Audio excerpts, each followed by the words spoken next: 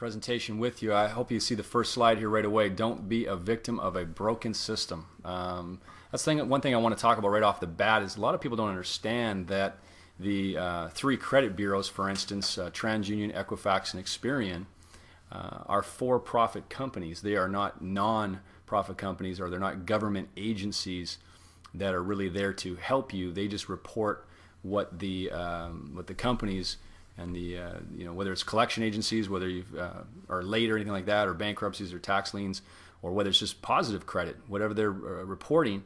And so it is a broken system. Unfortunately, it started back in the 60s and it's developed over the years. Well, let me ask you, how do those companies get paid? They get paid, they make more money the lower your score is, put it that way, because you have to pull your credit more than once, obviously. So they get paid every time your credit gets pulled? Every time your credit report. And they also make a lot of other money by selling your information. Right. Which is kind of a side note for a second, but if you ever bought a new washer and dryer and then all of a sudden a week later you get an offer for warranty, from some company, like how do they even knew that I did that? It's because they're selling your information. Gotcha. So so the system's broken. I want to really kind of put that up right up front, and so that we have to understand the rules of how to play this credit game, because it really is a game. We were talking about it in our introduction earlier about the fact that it kind of goes. You have to kind of take everything you think you know about credit and finances a lot too, because we think about money, and how much we make or how much we owe and things like that, and throw that kind of out the window. So let's just get into it now and get into the next slide and take it from there. So the topics we want to cover today, 5 main ones here, is a credit report. What makes up my credit report? Or I like to call it my credit profile, because your credit report's not just used for loans nowadays, but even to get a job. They'll run your credit report to find out what kind of individual they think you are based on your credit profile. Also to rent or buy, as well as even auto insurance now, they run your credit report. There's a lot of places that are starting to run your credit report and get that information. The next thing is your credit score. What makes up my credit score and how to attain the best score possible. So we'll talk about the things of how how the score was devised, where they got it from, what makes it up on your credit report, and then obviously what I want to teach. The end result of this is all obviously to make sure you get the best score, the highest score possible. The next subject there is a credit report misconceptions. What people think is a credit report, or what is it involved, what is on my credit report, what do they use this information for. And then disputing derogatory remarks. You can dispute derogatory remarks.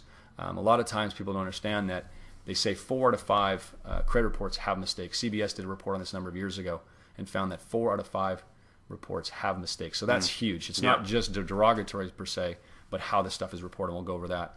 Improving your overall credit profile. That's another thing I want to talk about. That's not just your score, because nowadays, like we talked about, they're putting this through a microscope nowadays. It's not the old days where you just had a 620 and you could breathe and you could sign the loan docs, you were good to go.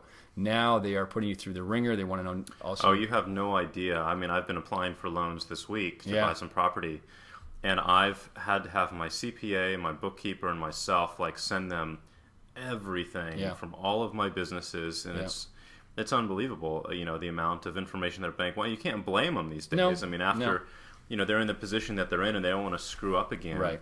But it's definitely making things more challenging from an investor's standpoint. So. Right. So it's not just the people that had credit issues that are having some problems. A buddy of mine is like, I don't get it. I got perfect credit, and all of a sudden they're lowering my limits on my credit card. And I said, well, think about it. Oh, that happened to me too. I pay off my card, and this is kind of what we're talking about. Everything is backwards. Yes. Pay off your card on time every single month. Yeah. No late fees, and then your limit gets whacked. Exactly. And you're like, what's going on? And we're going to talk about, because that's one thing. I was like, why is this happening? And we're going to talk about why that is, and it's completely counterintuitive. Oh, totally. So So that just encompasses your overall credit profile, and we want to go from there. All right, so let's start out by saying, what is a credit report? Just to kind of give some basics. It says here it's a factual record of an individual's credit payment history as reported by the creditors. So the information, whether it's a mortgage, whether it's a credit card, revolving account, car loans, whether it's derogatory, bankruptcies, tax liens, child supports, anything that's in collections, whatever the case may be, how that information is given to the credit bureaus. Not necessarily accurate as well, too, and that's where we'll get into that a little later and talk about some of the different laws that cover how you're actually protected and this information being reported on your credit report. It's provided for the purpose permitted by law, obviously primarily to credit grantors. But we've seen now that that's all changed too. We're talking about auto insurance, talking about getting a job. I mean, they're going to run my credit report. And because, I'm looking for a job, so it means I haven't had a job for a few months. Which means you probably have some delinquencies. I've got some delinquencies, right. And all of a sudden now you're going to judge me based on right. my credit report, whether I should be job worthy or not. It's not just credit worthy. And then you're really screwed. Exactly. And lastly, it says here its main use is to help the lender quickly and objectively decide whether or not to grant you credit. But we've all seen that as dealing with some of the big banks as a joke, because you go in there and what do they do? You got some kid sitting in a cubicle typing that information into the computer off your application, and they don't make the decision. Sure. The computer makes the decision. It's an algorithm. Exactly. Yeah. And it's not like the old days when you walked in and talked to your banker. I remember my father, 20, 30 years ago, walking in and going to talk to the banker and walking in and going, I want to buy an airplane. I want to buy a little Cessna plane, take some pilot license. What's it going to cost? $50,000. He said, "Yeah, Alan, you're good for it. Let's do it." Yeah. Those days are gone. Sure. So computer says no. Computer says no. Don't give them the loan. That and that happened to me once too. Probably about 10, 15 years ago, where I went in to get an auto loan out of my bank, thinking I've had great credit and never missed a beat, nothing like that. But because I had just changed jobs recently, right, for a better job, mind you, right, moved from the east side to the west side, and better neighborhood, all those kind of things. My rent went from let's say it was $500 a month to $1,000 or something. But because of all those debt to income ratios as well, not just my credit, they declined the loan because you haven't been at your same job for more than 2 years and you haven't been at the same place. All these things were working against me. One of the we'll keep going here before we get sidetracked, but that's been a challenge for entrepreneurs, especially when you have your own business. Yes. And it's very successful, and you quit your job, and you're now fully 100% self-employed. Mm-hmm.